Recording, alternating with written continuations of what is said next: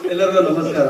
ಆಗ್ಲೇ ಯಾರೋ ಬರ್ದಿದ್ದರಿಂದ ಒಂದಷ್ಟು ಮಾತಾಡಿದ್ದೆ ನೋಡಿ. ನಾನು ಅವಾಗ್ಲೇ ಕೇಳಿದ್ದಕ್ಕೆ ಅವ್ರು ಏನ್ ಮಾತಾಡ್ತಾರೋ ಅದನ್ನ ಕಾಪಿ ಪೇಸ್ಟ್ ಮಾಡಿ ಮಾತಾಡ್ತೀನಿ ಅಂದ್ರು. ಕಮಾನ್ ಗೋ ಹೆಡ್. ಇಲ್ಲ ಅಂದ್ರೆ ಸ್ಟೇಜ್ ಹತ್ತದಾಗ ಮೈಕ್ ಹಿಡ್ದಾಗ ಎರಡು ನೆನಪಾಗುತ್ತೆ. ಯಾವಾಗ್ಲೂ ಒಂದು ಸ್ಟೇಜ್ ಹತ್ತದಾಗ ಕೆಲವ್ರಿಗೆ ಏನ್ ಮಾತಾಡೋದು ಅನ್ನೋ ಭಯ, ನನಗೆ ಏನ್ ಮಾತಾಡ್ಬಿಡ್ತೀನೋ ಅನ್ನೋ ಭಯ.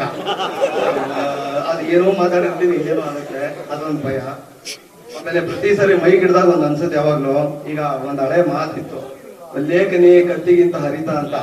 ಹಂಗೆ ಮೈಕು ಬಾಕುಗಿಂತ ಶಾರ್ಪ್ ಬಂದ್ರೆ ಕುತ್ತಿಗೆ ಬಂದ್ಬಿಡುತ್ತೆ. ಒಂದ್ ಮಾತು ಹೆಚ್ಚು ಕಮ್ಮಿ ಆದ್ರೆ ಮೈಕು ಬಾಕಾಗ್ಬಿಡುತ್ತೆ ನಮ್ಗೆ. ಅದೊಂದ್ ಭಯ. ಇದೆರಡರ ಮಧ್ಯೆ ಯಾವಾಗ್ಲೂ ಮಾತಾಡ್ಬೇಕು. ಹಾಗಾಗಿ ಒಂದ್ ಸ್ವಲ್ಪ ಭಯದಲ್ಲಿ ಮಾತಾಡ್ತೀವಿ ಯಾವಾಗ್ಲೂ. ಮಾದೇವ ಸಿನಿಮಾ, ಎಲ್ಲಾ ಸಿನಿಮಾಗಳಲ್ಲೂ ನೆನ್ಪು ಯಾವಾಗ್ಲೂ ಇದ್ದೇ ಇರುತ್ತೆ. ಆ ನೆನ್ಪುಗಳು ನಮ್ಮ ಯಾವಾಗ್ಲೂ ಜ್ಞಾಪಿಸ್ತಾನೆ ಇರುತ್ತೆ. ಆ ದಿನಗಳು ಅಥವಾ ನಾವು ಸ್ಕ್ರೀನ್ ಮೇಲೆ ಅವ್ರನ್ನೆಲ್ಲ ನೋಡಿದಾಗ ಮಾದೇವ ತುಂಬಾ ನೆನಪುಗಳಿದೆ.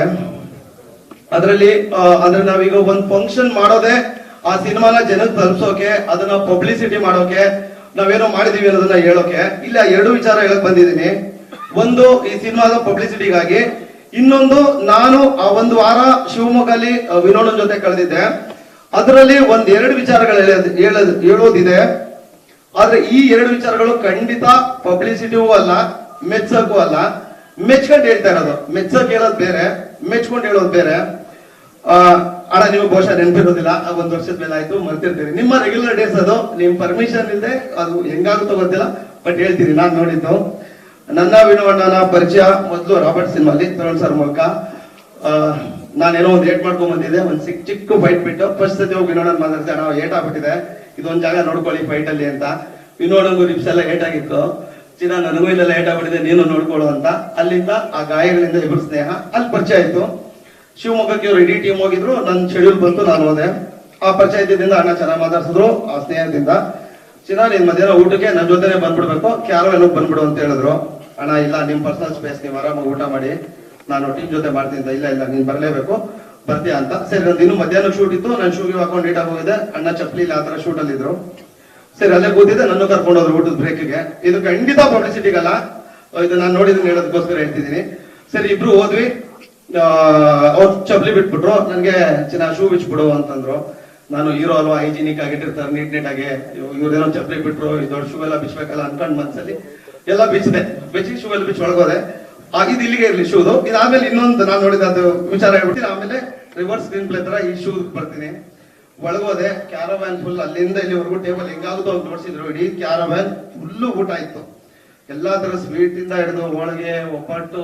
ಅಣ್ಣ ನಿಮ್ ಬಹುಶಃ ಇದು ರೆಗ್ಯುಲರ್ ಅಂಗಡಿ, ಅದು ಚಿಕನ್, ಫಿಶ್ ಎಲ್ಲಾ ತರ ಫುಡ್ ಇತ್ತು. ಇದೇನ ಇಷ್ಟೊಂದು ಊಟ ಅಂತಂದೆ. ಅದಕ್ಕೆ ಚಿನ್ನ ಎಲ್ಲರೂ ಬರೋಕ್ ಹೇಳಿದ್ದು, ಇಲ್ಲಿ ಬನ್ನಿ ಅಂತ ಹೇಳಿದ್ದು ಅಂತ. ಇದೇನ್ ಅನ್ಸುತ್ತೆ ಚಿನ್ನ ಈ ಊಟ ನೋಡಿ ಅಂದ್ರು. ನಾನು ಅಣ್ಣ ಯಾರೋ ನಿಮ್ ರಿಲೇಟಿವ್ಸ್ ಅಥವಾ ನಿಮ್ ಫ್ರೆಂಡ್ಸ್ ತಂದಿಟ್ಟಿರ್ಬೋದು ಅಣ್ಣ ಅಂತ ಅಂದೆ. ಇಲ್ಲ ಚಿನ್ನ, ಇಲ್ಲ, ರಿಲೇಟಿವ್ಸ್ ಫ್ರೆಂಡ್ಸ್ ಯಾರೋ ತಂದಿಟ್ಟಿದ್ದಲ್ಲ. ಇದಿಷ್ಟು ಊಟ ಪ್ರೀತಿಯಿಂದ ಮಾಡ್ಕೊಂಡ್ ಬಂದಿದ್ದು ಯಾರು ಗೊತ್ತಾ? ನಾನು ಬರೀ ಡಿ ಬಾಸ್ ನ ಫ್ರೆಂಡ್ ಅನ್ನೋ ಒಂದೇ ಕಾರಣ, ಡಿ ಬಾಸ್ ನ ಪ್ರೀತಿಯ ತಮ್ಮ ಅನ್ನೋ ಒಂದೇ ಕಾರಣಕ್ಕೆ ನಾನು ಯಾವುದೇ ಊರಲ್ಲಿದ್ರು, ಯಾವುದೇ ಹಳ್ಳಿಲಿದ್ರು ಪ್ರತಿದಿನ ಇದಿಷ್ಟು ಊಟ ಬರುತ್ತೆ. ಇನ್ನೂ ಒಂದ್ 3-4 ಕ್ಯಾರಿಯರ್ಗಳು ದೊಡ್ಡ ದೊಡ್ಡ ಮೂಲೆಯಲ್ಲಿತ್ತು. ಆ ಪ್ರೀತಿಯ ಅಡಿಗೆ ವೇಸ್ಟ್ ಆಗ್ಬಾರ್ದು ಅಂತ ಎಲ್ಲರೂ ಕರ್ಸ್ಬಿಟ್ಟು ಊಟ ಮಾಡಿಸ್ತೀನಿ. ಇದು ಡಿ ಬಾಸ್ ನ ಶಕ್ತಿ ಚಿನ್ನ ಅಂತ ಹೇಳಿದ್ರು. ಅದನ್ನ ನೋಡೋದು ಖುಷಿ ಆಯ್ತು, ಆಶ್ಚರ್ಯನೂ ಆಯ್ತು. ಅದಾದ್ಮೇಲೆ ಇನ್ನೊಂದು ನಾನು ನೋಡಿದಲ್ಲಿ ಅದೇ ರಿವರ್ಸ್ ಸ್ಕ್ರೀನ್ ಪ್ಲೇ ಪ್ರಕಾರ ಶೂ ಹತ್ರ ಬಂದ್ರೆ ಹತ್ತದಾಗೆ ಕೇಳಿದ್ರು, ಚಿನ್ನ ಬೇಜಾರಾಯ್ತು ಶೂ ಬಿಚ್ ಬಾಂದಿದ್ದಕ್ಕೆ ಅಂತ. ಇಲ್ಲ ಅಣ್ಣ, ಏನೋ ನೀವು ನೀಟ್ನೆಸ್ ಅದಿರ್ಬೋದು, ಹೀರೋ ಆ ತರದ್ದೆಲ್ಲ ಇರುತ್ತಲ್ಲ, ನೀಟ್ ಇರ್ತೀರಾ ಅದಕ್ಕೆ ಅಂತ. ಇಲ್ಲ ಚಿನ್ನ ಎಲ್ಲ ಬೇಜಾರ್ ಮಾಡ್ಕೋಬೇಡ ಅಂತ. ಅದು ದೊಡ್ಡ ಕ್ಯಾರವ್ಯಾನ್ ಅಣ್ಣ, ಅದು ಫುಲ್ ಕ್ಯಾರವ್ಯಾನ್. ಒಂಚೂರು ಒಳಗ್ ಬಂದೆ. 1.5 ಅಡಿ 2 ಅಡಿಗಿಂತ ದೊಡ್ಡದೊಂದು ಫೋಟೋ ಇತ್ತು, ಅಪ್ಪು ಸರ್ ಫೋಟೋ. ನೀವು ಪೂಜೆ ಮಾಡಿದ್ರಿ ಅದಕ್ಕೆ, ನೀವು ಪೂಜೆ ಮಾಡಿದ್ರಿ ಚಿನ್ನ. ನಾನು ಪ್ರತಿದಿನ ಅಪ್ಪು ಸರ್ ಫೋಟೋ ಪೂಜೆ ಮಾಡ್ತೀನಿ. ಅವ್ರ ಕಾಲವಾದಾಗಿಂದ ನಾನು ಚಪ್ಪಲಿ ಹಾಕೊಂಡು ಕ್ಯಾರವ್ಯಾನ್ ಹತ್ತಲ್ಲ, ಯಾರೂ ಚಪ್ಪಲಿ ಹಾಕೊಂಡು ಕ್ಯಾರವ್ಯಾನ್ ಹತ್ತಕ್ ಬಿಡಲ್ಲ. ಅದು ದೇವರಿರೋ ಜಾಗ ಅಂತ ಹೇಳಿದ್ರಿ ನೀವು. ಇದು ಪಬ್ಲಿಸಿಟಿ ಹೇಳ್ತಿಲ್ಲ, ನಾನು ನೋಡಿದ್ದು ಹೇಳ್ತೀನಿ ಅಣ್ಣ. ಅಲ್ಲಿಂದ ಸಿನಿಮಾಗೆ ಬಂದ್ರೆ ನವೀನ್ ಸರ್ ಥ್ಯಾಂಕ್ ಯು. ಮೊದಲು ನಿಮ್ಗೆ ಥ್ಯಾಂಕ್ಸ್ ಹೇಳಬೇಕು. ನಂದು ತುಂಬಾ ಕಷ್ಟ ಡೇಟ್ಗಳ ಟೈಮಲ್ಲಿ ನಿಮಗೆ ಡೇಟ್ ಕೊಟ್ಬಿಟ್ಟಿದ್ದೆ, ಒಂದ್ ಸಿನಿಮಾ ಬಿಡೋದ್ ಬೇಡ ಅಂತ. ನಾನು ಇನ್ನೊಂದ್ ಸಿನಿಮಾ ಕೂದಲು ಕಟ್ ಮಾಡ್ಲೇಬೇಕಿತ್ತು. ಇವ್ರು ಒಂದ್ ಡೇಟ್ ಹೇಳಿದ್ರು, ಅಷ್ಟರಲ್ಲಿ ಇವ್ರು ಮುಗಿಸ್ಕೊಳ್ಳಿಲ್ಲ. ಕೊನೆ ಅಂತ ಒಂದು ಮಂಗಳವಾರ ಬೆಳಿಗ್ಗೆ ನಾನು ಕಟ್ ಮಾಡಿಸಿ ಹೋಗ್ಲೇಬೇಕು, ಇಲ್ಲ ಸಿನಿಮಾ ಹೋಗುತ್ತೆ ಅನ್ನೋ ದಿನ. ಇವ್ರಿಗಿಲ್ಲ ಸರ್ ನೀವೇನ್ ಮಾಡ್ತಿರೋ ಗೊತ್ತಿಲ್ಲ ವಿಗ್ ಹಾಕೊಂಡವ್ರು ಮಾಡಿಸಿ ನಾನು ಕಟ್ ಮಾಡಿಸ್ಲೇಬೇಕು ಸರ್ ಇನ್ನು ಕಾಯಕ್ಕಾಗಲ್ಲ ಅಂತೆಲ್ಲ ಆಗಿತ್ತು.